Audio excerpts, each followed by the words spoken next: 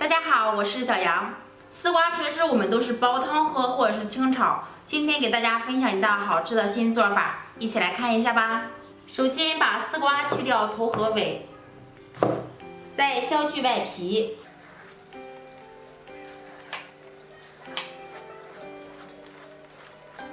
去皮的丝瓜再切成小段，再切成薄片儿。我们在切的时候一定要小心，不要切到手。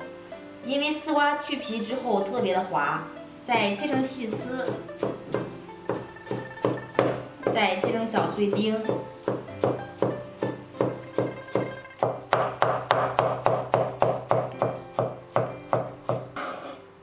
收在一个大碗中，再把鸡蛋打入里面，加点食用盐和五香粉，搅拌均匀。最后在里面加入2勺面粉，搅拌均匀，搅拌成面糊。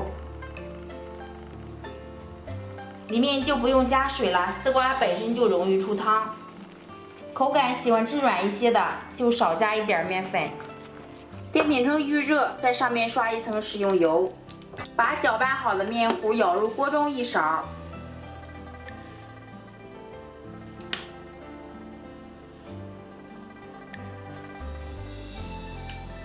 盖上盖子，煎至定型。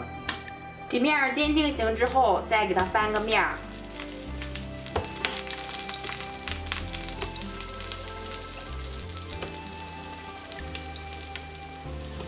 盖上盖子，再煎2分钟。哇，掀开盖子以后，这个味道真的是太香了！摁一下不塌陷，两面都呈金黄色，这样就可以出锅啦。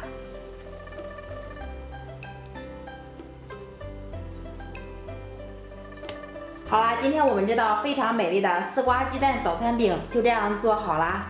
这样做出来的早餐饼柔软好吃，营养丰富。喜欢的朋友不妨做给家人尝试一下，非常的简单。